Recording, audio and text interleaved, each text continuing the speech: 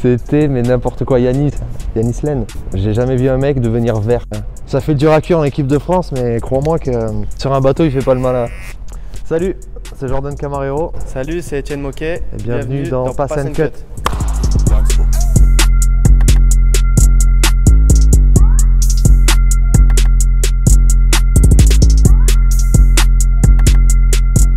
De temps en temps, j'essaye de pas trop rater les...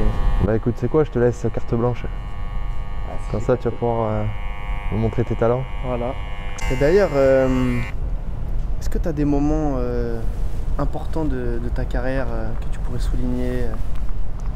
Ouais, je pense qu'il y en a deux. Ouais. Très importants. Deux qui m'ont marqué. Le premier, c'est avec Nantes.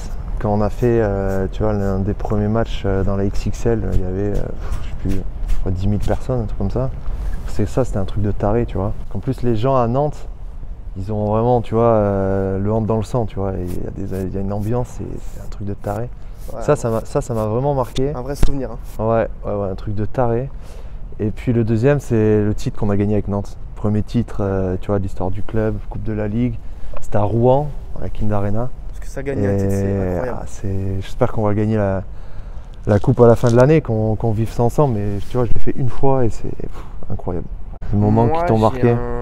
J'en ai plusieurs, mais les événements qui m'ont vraiment marqué, c'est les premiers titres avec l'équipe de France en jeune. Tu sais, le fait, t'as connu, t'es en stage, tu pars en compétition, et le fait de gagner des compétitions, gagner... T'as gagné quoi? Championnat d'Europe. T'as gagné les deux, championnat du monde, ouais. Putain, tu vois. Nous, on a fait médaille de bronze à l'équipe de France. C'est vrai que c'était un moment, c'est vrai que ça, je l'ai pas dit, mais c'est un moment qui était déjà... Parce que je crois que nous, on a été les premiers à regagner, à prendre une médaille, je crois, sur les 15 ou 20 dernières années. Donc c'est vrai que c'était quand même un truc de ouf. Mais c'est déjà pas mal, la médaille de bronze. Hein. Ouais, quand t'as pas gagné de médaille pendant 20 ans, c'est bien, oui. Ah ouais. Quand on vous a ouvert le chemin, après c'était facile. C'était facile. Ah oui, ils avaient plus qu'à suivre nos traces et voilà. Ça. Je vais couper un peu parce que tu dis que des conneries. Et t'as fait tout le cursus, toi, équipe de France? Ouais, de cadet, jeune et junior, moins de 17 jusqu'à moins de 21. Ouais, j'ai pas dû rater beaucoup de stages. Non, franchement, c'était des superbes années. En plus, tu voyages, c'est ça qui est bien. Tu voyages, généralement, tu as une bonne bande de potes. Bah, en fait, c'est surtout ça qui change tout, c'est que l'équipe, nous, qu'on avait, notre génération, on est encore potes aujourd'hui, tu vois. Ah oui, bah oui, de toute façon. On est vraiment proches, on part en vacances ensemble, on s'appelle régulièrement. Non, franchement, ça, c'est le top souvenir. Ouais, c'est ce qui fait un peu aussi le charme du sport, c'est-à-dire que les moments que tu partages avec ces mecs-là, tu peux pas les partager avec quelqu'un d'autre. Ah non, ça, tu fais pas du sport, en fait, tu peux pas vivre, tu peux pas comprendre en fait l'affinité, l'amitié que tu peux avoir certains mecs. Ça, tu peux pas. Sinon, t'as pas quelques petites anecdotes de déplacement, tu dois en avoir toi avec le nombre de déplacements que t'as fait. Ouais, il y en a quelques-unes. Il y en a une qui s'est passée il y a pas si longtemps que ça. C'était avec Aix, quand on est parti en Coupe d'Europe en Islande. Ah oui. Ça avait d'ailleurs fait la une de la Provence. Je sais pas si tu te souviens, sur les réseaux, ça avait été vachement relayé. On avait été en fait jouer en Islande et l'équipe qu'on jouait, c'était pas une équipe qui était sur l'île principale, c'était encore une petite île qui avait en dessous de l'Islande, tu vois.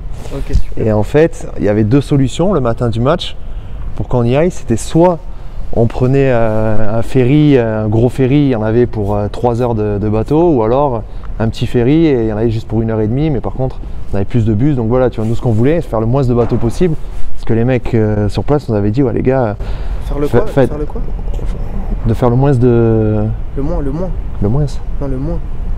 Le moins. On dit le moins. Le moins, ah. Le moins. Donc le moins. Le moins. Le moins de bateaux possible, parce que les mecs sur place nous avaient dit, ouais, vous allez voir, c'est la galère, surtout s'il y a de la houle, vous allez tous être malades dès que vous allez arriver là-bas et tout.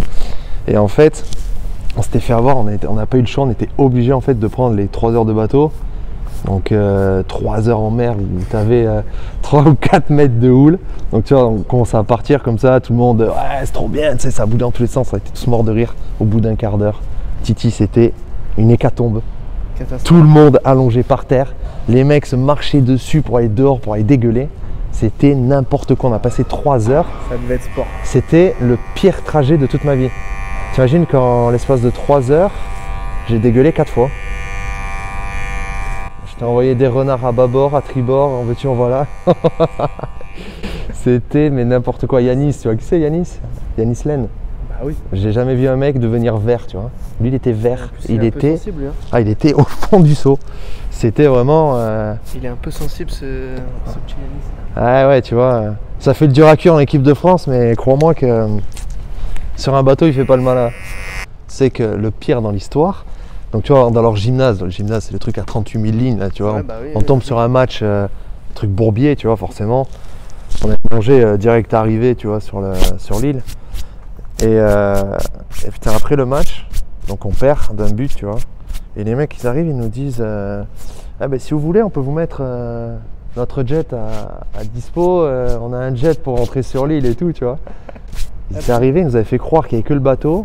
Et une fois qu'on avait perdu là-bas, ils nous ont dit on va vous mettre notre jet, tu vois. On a un jet pour. Vous deviez l'avoir mauvais. On a le bout là. Je t'ai dit, on vous met les jets à dispo. Mais vous êtes rentré en jet du coup? On est rentré en jet 20 minutes. On a mis 20 minutes. T'imagines, alors qu'on a eu 3 heures de bateau pour arriver, on est rentré en 20 minutes. Le match retour, on les a fait atterrir, je crois, à Lyon. On les a mis dans un hôtel quartier nord de Marseille. Et ouais, on les a reçus comme ils nous ont reçus, si tu veux. Exactement. Moi, j'ai une anecdote d'un déplacement, pareil, avec l'équipe de France en Russie. Et on va dire que le déplacement était un peu à moitié peut-être dangereux. Et on se doutait pas du tout de ce qui allait arriver. Donc on part de Paris, jusqu'ici tout va bien. On va jusqu'à Moscou, ça va, c'est une ligne directe. Une ligne directe, c'est assez simple. Et en fait, arrivé à l'aéroport de Moscou, c'était une ville dans le sud de la Russie, où on fallait prendre un vol interne. Mais tu sais, les vols internes là-bas, c'est pas la même chose qu'en France. C'est-à-dire que les avions, on est monté dans un petit avion où c'était une place de chaque côté. J'ai dû faire des déplacements pendant la guerre, l'avion, je pense. Donc déjà, quand on a vu ça, on a dit c'est compliqué. Bon, t'arrives en Russie, c'est un pays où c'est un peu plus difficile de communiquer avec eux. On voit ça. On s'est dit bon ok, le voyage il va être compliqué. Il y a du 2-3 heures de retard. Donc là, il devait être déjà minuit 1h. Hein. On avait 1h30 de vol, je crois, 1h30 ou 2 heures de vol. Donc on arrive à, je sais même plus l'aéroport, dans un bled en Russie. On arrive en Russie. Et donc le vol se passe déjà très difficilement. Le vent, tu sentais que les ailes... T'es secoué comme un prunier. Ah ouais, c'était très compliqué. Ouais. Bref, on arrive là-bas, on prend le bus pour aller à l'hôtel. Et en fait, on quitte encore la ville. Donc c'était déjà pas trop une ville, mais on quitte la ville. On arrive dans une campagne paumée avec des bâtiments. Et tu sentais qu'il n'y avait pas eu beaucoup de travaux depuis quelques années. Ouais. Et on tombe sur un hôtel où les chambres c'était des lits de 1 mètre sur 1,50 m. Donc là tu vois, dis-toi que moi j'étais l'un des plus petits, donc ça pouvait aller, mais pour les autres c'était très compliqué. On commence à s'endormir et en bas de la rue il doit y avoir un règlement de compte, ça commence à tirer. Les mecs qui sont rafalés en bas de l'hôtel. Ouais, voilà, ils se sont tirés dessus en bas de l'hôtel et nous on était dans l'hôtel, mais c'était pas un hôtel immense, hein, donc on était peut-être au 3e ou 4e étage et on regarde par la fenêtre, tu voyais les échanges de tirs. Ah ouais, donc voilà, ça c'était une anecdote. Après je te passe au niveau de la nourriture, le matin c'était tu vois, de l'huile d'olive, un bol d'huile d'olive avec du riz dedans. Ça c'était ton petit déjeuner, ça. Ce genre de petits trucs, ouais. Tu vois, en vrai, je pense que à ta place, t'es en Russie, 2 ou 3e étage, t'as une fusillade en bas, tu te mets sous le lit, tu te chies dessus. Ah ouais, non, nous on était comme ça par la fenêtre, tu sais, on regardait. Non, c'est bon, on va rester là. Hein. Puis le lendemain, quand il fallait se déplacer et aller dans la salle où ils nous ont dit journée libre, balade en centre-ville. On va rester à l'hôtel, c'est bon, tranquille. C'était un peu, on va rester là, on va s'étirer, il n'y aura pas de souci. Ah, tu m'étonnes, t'imagines? Putain. Et dis-moi, je vais être un peu nostalgique, je vais revenir sur ces fameuses années pôle. Ouais. Toi, t'es pas de la région parisienne, je sais, donc du coup, t'étais sur quel pôle, toi? Le meilleur pôle de France, celui de Talence. Ah oui. Tu vois, oui. Aquitaine. Ouais. Voilà, j'étais à Talence. Toi, t'étais où? T'étais Paris, enfin c'était quoi, Pifeu? Non, nous, c'est le pôle d'Aubonne. Pôle d'Aubonne, non, je dis n'importe quoi. Pôle Ouais. d'Aubonne, oui, pôle d'Aubonne. Toi, tu qualifies le pôle de Talence comme meilleur pôle de France. Je sais pas comment nous qualifier, nous. Si toi, c'est le meilleur pôle, nous, c'est encore au-dessus. C'est La Ligue des champions des pôles, quoi. Ah, je pense. C'est vrai qu'à Paris, vous sortez beaucoup de joueurs. C'est vrai que quand on était, enfin moi, génération équipe de France, on avait beaucoup qui étaient du pôle d'Aubonne. Ouais. Ta génération, toi, t'as quand même du monde de ta génération. Ouais, 92, on était quelques-uns, ouais. Bah, il y avait O'Brien, Théo. Et bon souvenir du pôle? Ouais, franchement, ouais, de ouf. Ouais. Ouais, franchement.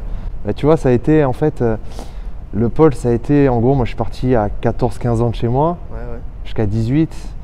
Donc c'est là, en fait, où tu mûris, tu grandis, tu te découvres un peu, tu vois. À avoir ton indépendance, à commencer à découvrir pas mal de trucs. Donc c'est vrai que, franchement, non, franchement, c'était... Bien sûr, je comprends totalement. Hein. C'était pour moi, c'était 4 années incroyables. Ah oui, Et toi? c'est vrai que toi, tu as eu 4 années. Ouais. Non, moi, j'en ai eu 3. Moi, ça a été des années inoubliables. Dur la première année, parce que forcément. T'as un petit bisu?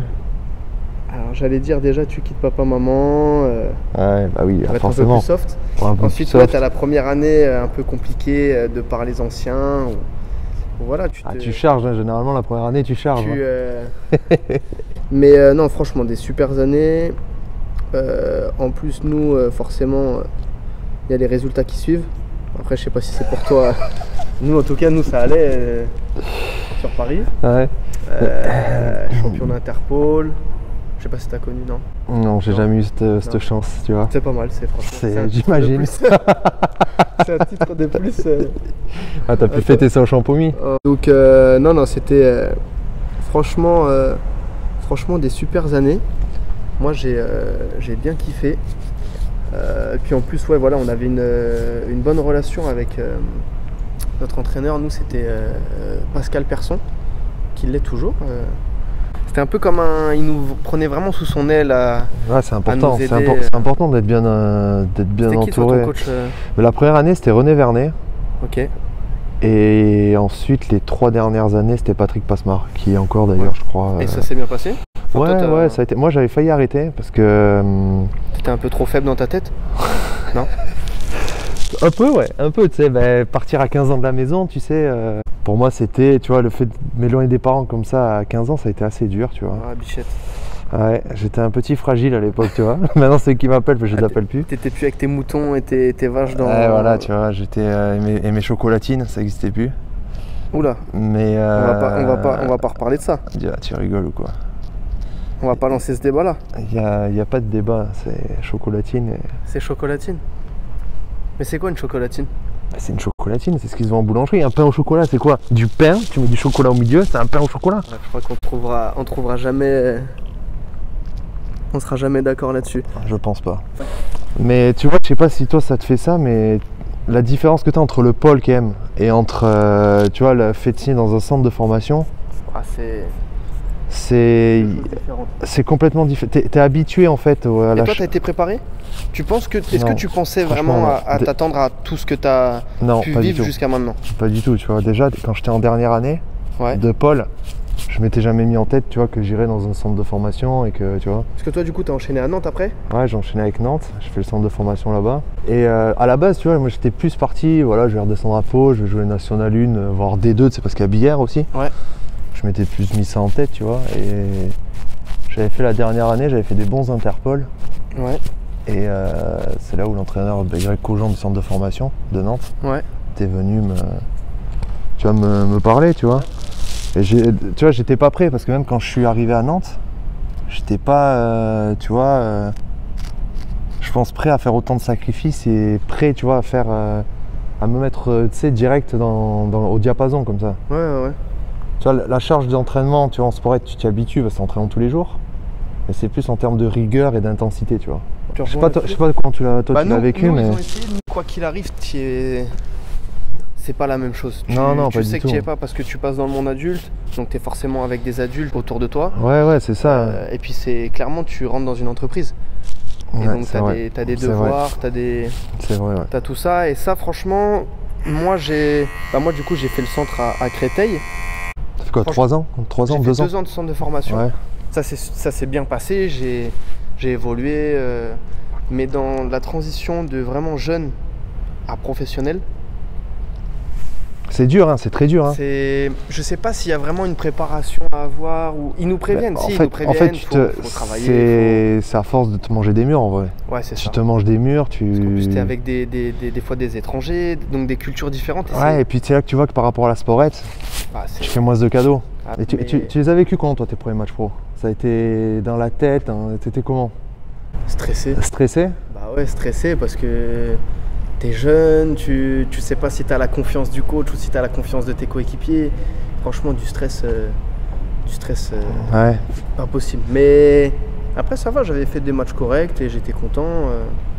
Mais non, beaucoup de stress. Ouais, moi putain, tu vois, moi par contre, c'était du stress mais négatif. Ah ouais? Tu vois, dans le sens où je me disais, mais est-ce que je suis prêt, tu vois? Est-ce que je suis prêt? Si je suis pas prêt, je vais me faire, je vais passer pour un pimpin, je vais me faire humilier, tu vois. Tu devais l'être, mais c'était juste psychologiquement. Ah mais oui. Après, tu vois, progressivement, après tu prends confiance en toi, tu commences à prendre tes repères, puis tu as les mecs autour de toi qui sont là aussi pour t'aider, tu vois. Ça. Quand tu es un jeune, ça tu le sais pas, en fait, tu le vois pas forcément. Non, tu vois pas la Comme même là chose. maintenant, tu vois, là, arrivé à quasiment maintenant 30 balais, tu fais tout pour protéger les jeunes, tu vois.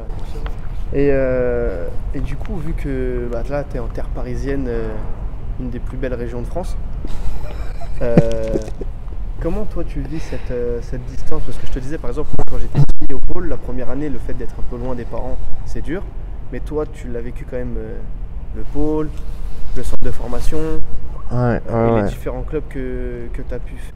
Puis là, c'est encore plus dur, si tu veux, depuis l'année dernière, il y a 2 ans. Ça va faire 2 ans que je suis parti de Aix. J'ai laissé ma femme à Aix. Ouais. Mais c'est encore plus dur cette année, si tu veux. Parce que tu vois, depuis que j'ai le petit, je suis papa depuis septembre, c'est le fait de ne pas le voir grandir, même si tu vois, via FaceTime, les trucs comme ça, tu peux voir tous les jours. C'est encore plus dur parce que tu vois, j'aime le hand, mais tu sais, des fois tu te dis, est-ce que mettre entre guillemets ta vie de famille pour le hand ou tu sais, ou faire de si gros sacrifices. Du coup, tu te poses des questions. Ouais, tu te poses des questions. Après, je vais pas te cacher que ce qui me fait tenir, c'est aussi l'aventure humaine, le fait d'être avec des bons gars, on rigole, tu sais, c'est un plaisir de venir à la salle, tu vois tout le monde, tu rigoles, tu racontes 2-3 conneries, tu te mets sur la gueule pendant 1h30, puis derrière, hop, tu reparles des conneries que tu as fait en entraînement, Non, c'est sûr, mais c'est compréhensible aussi. C'est dur. Quand tu rentres chez toi. Ben ouais, quand tu rentres chez toi, ouais, c'est ça, quand tu rentres chez toi et que tu prends conscience du truc, tu dois déjà repartir. Mais après, tu te dis d'un côté, tu veux pas non plus rater des occasions professionnelles. Ben c'est ça, te dire, imagine, tu sais pas ce qui se passe, tu arrêtes ton côté pro et au final, tu sais pas ce qui peut se passer, tu dis, si j'avais su, j'aurais pas arrêté. Tu vois, c'est dur de trouver le juste milieu, la bonne balance entre jouer, faire vivre de sa passion et mettre sa famille, tu vois, de côté.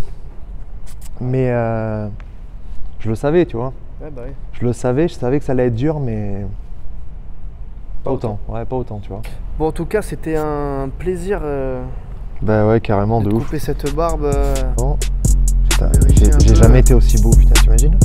Et je t'autoriserai à être de plus en plus créatif. Ah ouais? Tu vois, ouais. Bon, merci en tout cas. Merci mon poulet, c'était top.